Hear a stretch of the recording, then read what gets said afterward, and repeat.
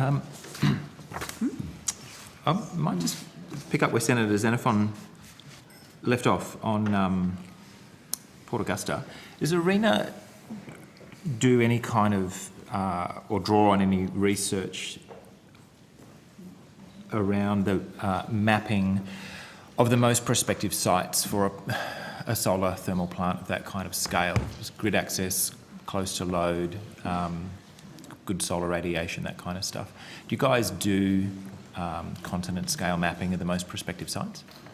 Yes, Senator, we actually have a significant project together with Data 61 and Geosciences Australia where we have, it's called AREMI, the Australian Renewable Energy Mapping Infrastructure, where there are multiple layers on a map, effectively, that includes grid infrastructure, solar resource maps, other infrastructure, existing power plants, the needs in terms of network constraints and network requirements, all of that is available, yes. And you can filter through to the best possible sites.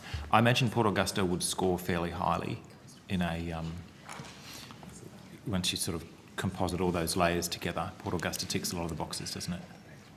Maybe I'll ask Mr. Kay to respond, but it's my understanding is pretty good, but not spectacularly good. Interesting. Is that a REMI data set public, or is there a bunch of commercial stuff? No, everything is public.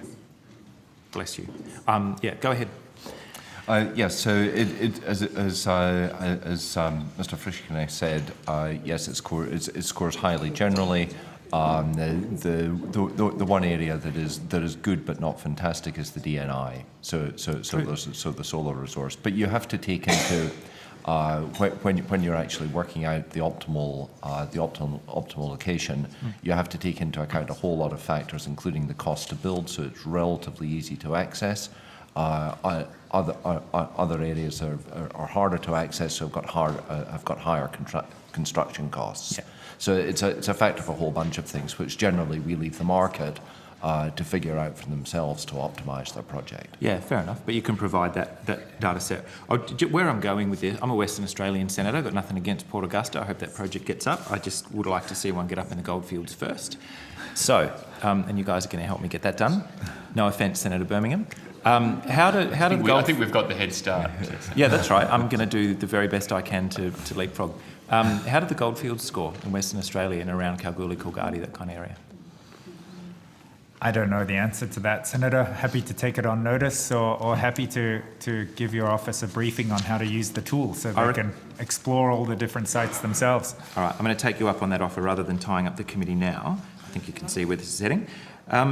So in 2014, no doubt you're aware of this, the Spanish company Abengoa were granted $450,000 for a feasibility study for solar thermal at Perenjori in the West Australian wheat belt. You familiar with that project? I am. Okay. Is that is ongoing, presumably? No, that project, so it was a feasibility study. Yep. It simply ended. And from our perspective, it was a successful project in that they looked at the costs, they figured out what it would take to build a project there. Unrelated to that project, the parent company, Abengoa, ran into financial trouble. So that's the issue there. Okay. So they didn't go ahead and submit a full application for project funding or anything like that, did they? No, they didn't. No. My understanding is that at the time, they just found the costs were a little bit on the high side for the scale of plant that they were trying to build. But there was, I think, a really interesting scope, and it looked like a very interesting project to me. Who do you rely on when you're trying to model the decline in costs for technologies like CST? Who's your go-to for reliable figures on what the costs are going to be a year's time, 5 years' time, 10 years' time? The most reliable way to do it in the short term is simply to try to build a project. So you go out to tender and find out what the market's willing to provide. So that's what we've done certainly in the PV space. In terms of the long-term modelling, there's a variety of approaches, and we have in the past funded both a division of the Commonwealth Government to do some work for us, the CO2 CRC, recently did some work in this space to try to come up with technology costs. Third parties like Bloomberg New Energy Finance have their own estimates. So there are a variety of different methods, and we try to we use those other methods and sometimes commission our own. Okay. I'm really fascinated by this Perenjori study, and given that the figures that they modelled at the time were from 2014, going back a couple of years now, are we looking at a cheaper price now for that scale of technology than they would have been modelling in 2014? It's an interesting question, and we'll find out, hopefully, within the next year, whether it is actually cheaper.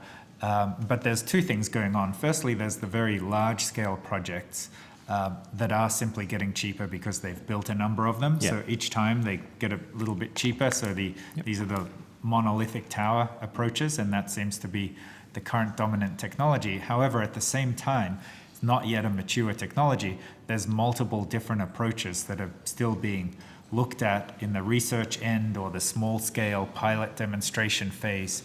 So we are supporting a number of those. For example, going to modular systems. So instead of having one gigantic tower, you have lots of little ones. Another interesting approach is looking at the heat transfer fluid. So instead of using molten salt or oil, which are the traditional ones, there are other approaches.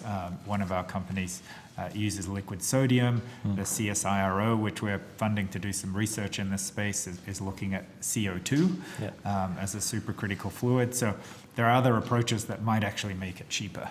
Big slabs of graphite is one other technology. Yeah, that would be for storage. Yeah. Yes. Yeah.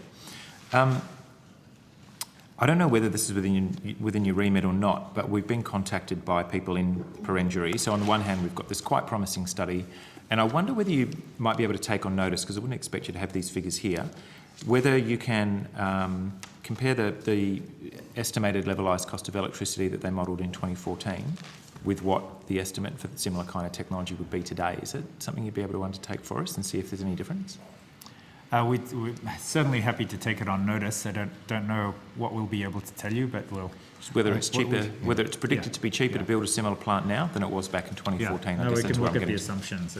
We can look at the assumptions. I suspect what's going to be more relevant is the numbers that we see when we go out for the request for information that we've talked about earlier.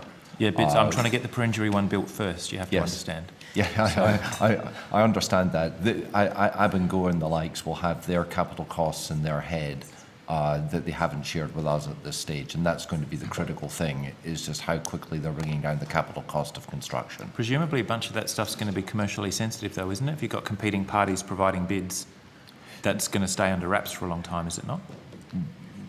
It will, but they will have to tell us to get our grant. Can you then tell us? We will get anonymised data coming out of it. You'll get a what, sorry? We'll get anonymised data coming out of that. We'll get anonymised data. The Senate will get anonymised data, or ARENA will? Well, we can provide it. ARENA will. That is a great answer. Are you aware that wheatbelt towns within the Shire of Perenjori have experienced, this blew my mind a bit, 43 power outages ranging from 40 minutes to 25 hours since last July? I was not aware of that. That is interesting. Now we both are. I was going to put this to the regulator a bit later on tonight. The reason I'm putting it to you is that the fringe of grid areas in the Western Australian wheat belt, not just in Perenjori obviously, are really prone to these kind of power outages. And I'm wondering if you could provide us with your view on whether these kind of clean energy technologies, either medium or large scale CST or other technologies, can have a role to play in these fringe of grid applications for places like Perenjori. What's the most promising stuff that you guys are seeing? Yeah, no, absolutely. And in fact, historically, we had as one of our core priorities to use renewables in fringe of grid type situations. And we've funded a number of projects. I can think of a couple in Queensland that are specifically aimed at looking at solar plus storage, or just solar alone in supporting the network in a fringe of grid type situation. All right. So yes, it's something that we continue to be interested in. One of the questions is whether CST might be too large for that kind of use. It may not be if it's a small modular plant, but if you need to have a standard turbine, which effectively makes it something like 100 megawatts, whether you get to 100 megawatts through lots of little towers or one gigantic tower, you might not want to put it at the edge of the grid. Yes, that's just a transmission question, isn't it? Yeah, but if you're building a huge transmission line out there, those outages would go away too. That's the other approach. Yeah, okay. I understand the distinction that you're making. I've just got a couple more and then I'll throw back to the chair. Could you provide us again on notice with your best estimate as to the cost of solar plus storage by 2025, either PV plus battery or CST plus some kind of storage medium? Yeah. Can you have a crack at that for us? Yeah, we'll have a crack, but bear in mind that taking PV plus battery is not quite the same as saying you've got PV or other variable renewables that are effectively balanced by the entire grid, which allows you to use many different mechanisms, which at different times, different ones will be cheaper or more available. So demand management, pumped hydro, batteries, interconnections to other regions. Yeah. So we'll try to give you both numbers. All right, and I understand why you're putting those caveats to us, so happy to get that stuff in writing as well if it's not easy to compare like for like. Can you give us, what's your understanding of why so few renewable energy projects have been built in Western Australia in the last 5 years compared to the rest of Australia? I presume when I go and check out your mapping application, we're going to find that WA is very nearly the best in the world.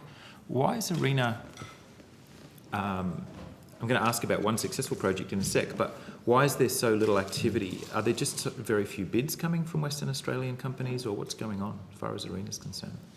We've certainly worked very closely with Horizon Energy. Yeah. We also have a number of projects together with Synergy. So I wouldn't characterize it as very few bids. I'm trying to think, for the large-scale solar process, we had relatively few applications from the state, and also really very little engagement from the state government. So, for example, Queensland as a state government was very heavily engaged, and I think that had a lot to do with the fact that they ended up with many of the large-scale solar projects in their state. That's extremely important. So there's a number of factors at play here. I'm presuming you mean the former state government. There was an election in Western Australia in March. Yes. Have you had any approaches from the incoming state government? Yes, in fact, I had a discussion with a state government member yesterday. That's extremely good news. Okay, just lastly for me, you did fund, this is the case study I was going to draw your mind to, you funded, I think it was $20 million towards a $40 million DeGrussa copper mine, and they put in 10.6 meg of solar PV with storage in Meekatharra. Can you just give us a bit of a rundown of, I've heard variable things actually as to the success of that project. Can you give us a rundown of how you've evaluated it?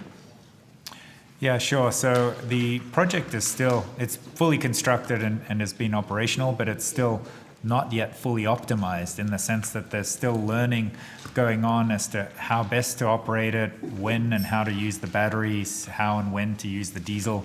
That's there. So I think the learning process is ongoing, but it's a very important project from our perspective, because it takes a sizable working mine, as well as the community that is needed to run the mine. All of that runs on a very high penetration renewable plus diesel hybrid system, so high penetration of renewables. You can use that model of a microgrid for learning for the main grid, because effectively we'll end up having to deal with the same sort of issues in the big grid in years to come. And it's, it's not simple to integrate these different technologies and make sure you end up with a reliable and a stable system. Got it. When you say learnings, I'm presuming when you put in an investment of this kind of scale, $20 million worth of taxpayers' fund, Yep. do you get full access to their diagnostics and everything the company knows about how that system is running? I think everything is probably too strong of a word, but we certainly get good access to information. Yep. That's shared fairly broadly. The other thing that I'd say is that Sandfire has been extremely welcoming of third parties to come in and look at it, and it has directly led to a number of other companies, mining companies, Yep.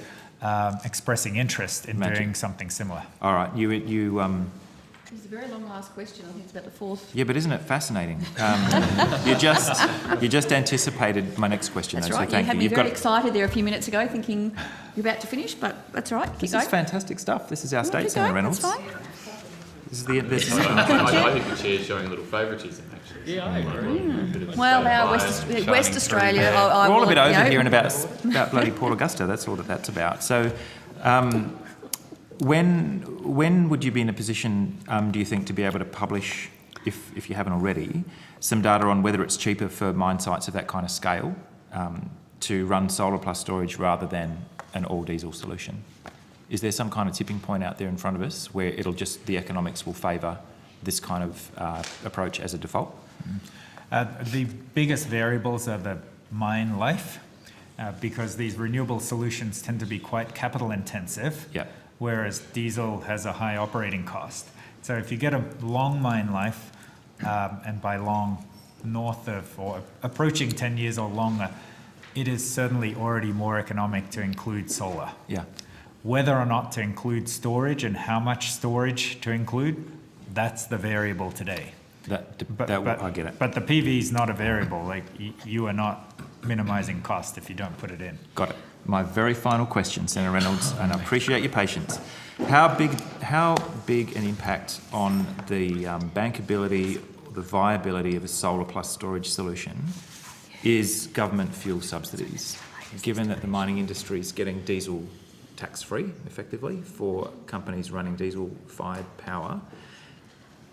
That, to my mind, strikes me as a substantial disincentive to move to renewables, but how big a factor is it in the kind of case studies that we're talking about today? Rather than addressing any kind of government policy in relation to fuel, what I can tell you is that the cost of alternatives to renewables, which in this case diesel and gas, does have a very big impact on whether or not the renewables go ahead and how high the penetration of the renewables is. So for example, diesel is substantially more expensive than gas, and so we end up seeing almost all the renewable projects going into the diesel powered sites and communities and mines and farmsteads and that sort of thing. So it's a significant factor. In fact, the drop in the price of fuel that happened between 2012 and 2015 has been a significant disincentive to put in more renewables. So I reckon I don't know if that answers your Thank question. you. Yes, it does. Thank you very It much. was a very full